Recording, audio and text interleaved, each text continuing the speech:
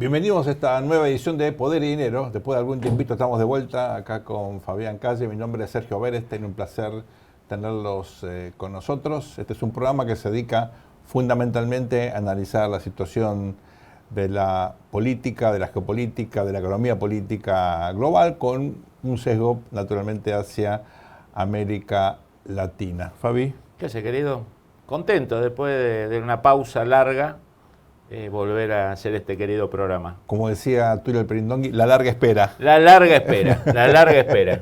Igual en los minutos va a ser más breve, 45 minutos, viste que Tulio tenía una costumbre de escribir un poco de libros largos. Y en lo posible se va a entender lo que decimos. Es un chiste interno de politólogo porque Tulio, gran historiador, Dios lo tenga en la gloria, así es. Escribía difícil. Tenía una madre que era latinista, entonces escribía como Cicerón, con exactamente, una cantidad de... pocos puntos, pocas comas, tal cual. Pero bueno, era un genio. Lo cierto es que hemos tenido en estas últimas jornadas algunas novedades que yo creo que son trascendentes para el desarrollo político, económico de la región. Fabi, me gustaría que charlemos primero y principal del caso Venezuela. Vos me dijiste hace un tiempo, Estados Unidos cambió su política en la región, cito a Fabián Calle, está matando gente en América Latina. Así es. Estados Unidos tuvo un largo sueño en América Latina, un largo descuido. 20 años, ¿no?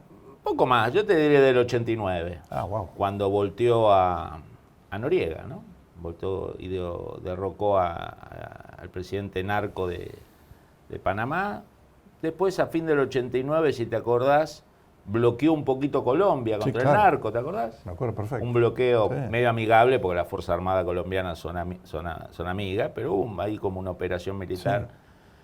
Sí. Y después Estados Unidos yo creo que se combinó una doble seguridad. La seguridad que le daba no tener rivales en el hemisferio. Claro. Obviamente, rivales a lo mejor ideológicos sí, pero no materiales. Lógico. Gobiernos que lo insultan, que le dicen cosas desagradables, pero que no tienen armas nucleares, no tienen tecnología, no tienen hombres, no tienen recursos.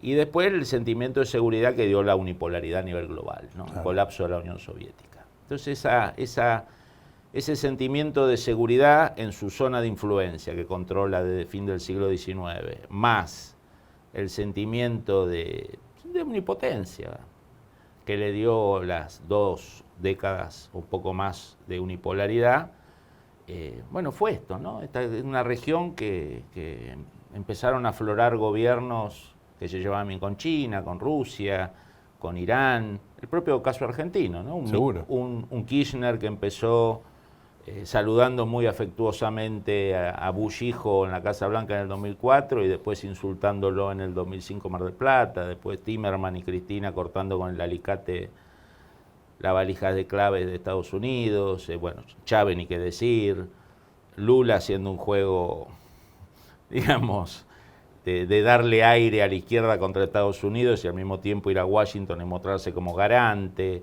Correa, Evo Morales, el regreso de Ortega a Nicaragua, Venezuela salvando económicamente a una Cuba que estaba quebrada totalmente por la falta de asistencia soviética. Me parece que en ese contexto Estados Unidos estaba perdiendo la región.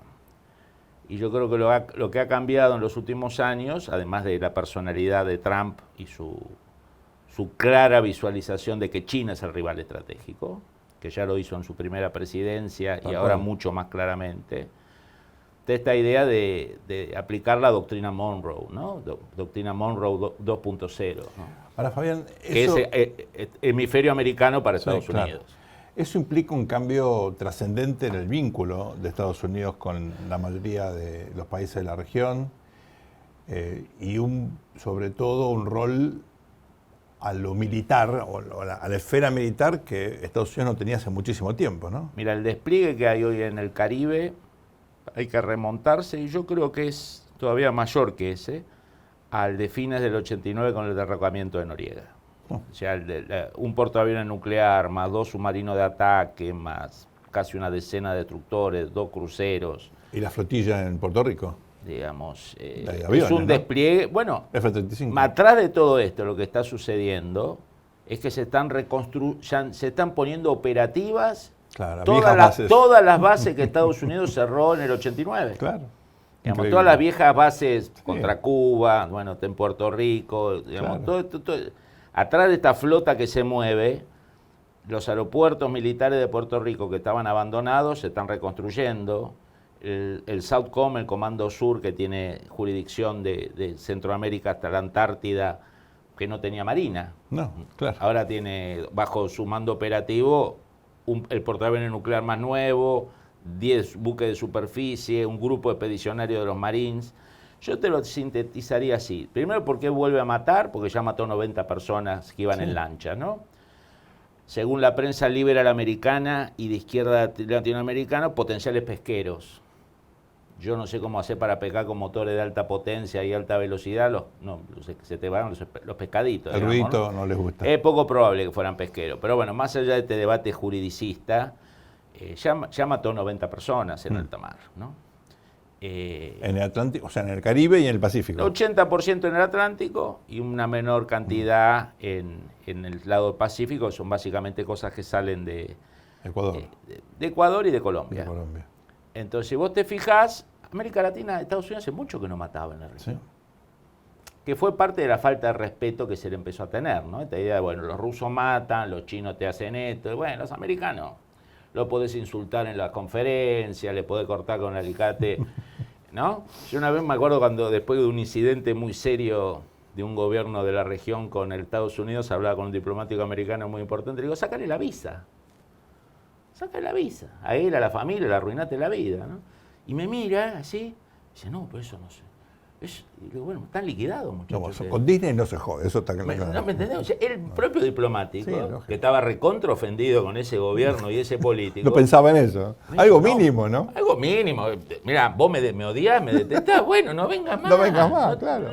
Nueva York es horrible, está lleno de americanos, Sí. Miami también, no vengas más. No vengas. Y Apple, comprátelo, no sé, en Panamá. Sí. Bueno, y me acuerdo esa cara fue, no, es... Fabián, uno se pregunta, ¿no? Una eventual intervención militar, ¿soluciona el problema del chavismo? Yo creo que sí, porque esta idea de... El Estados Unidos yo creo que ha dividido la región en 3 sectores. A uno le va a dar palos. Venezuela tiene todos los boletos comprados. A otro le da palo de goma, que es el Lula y Petro, ¿no? Porque acá en la prensa regional no sale mucho, pero en los últimos meses Brasil, la Corte Suprema de Brasil, 8 de sus miembros se les retiró la visa a Estados Unidos. Sí, claro. 8 de 11. Y a uno de los jueces, así el Torquemada, el más talibán de los jueces, que es Alexandre de Moraes, muy ligado a Lula y a su gobierno. Y muy activo. Muy activo en todos los frentes, se mete en todos lados. la causa Bolsonaro. Se mete ¿no? y muy activo en causa Bolsonaro, muy activo contra los manifestantes de enero cuando asumió Lula, que se entró al Plan Alto, algunos manifestantes rompieron cosas. A esa persona, a Alexandre Moraes, se le aplicó la ley Maguinsky. La Sí. ley Maguinsky es lo que se le aplica a los terroristas, Sí, prohibirle movimiento financiero. Claro. ¿No? Digo, y se le aplicó un arancel de 40%, que es un arancel totalmente político, Sí, a un muy conjunto grande de productos de...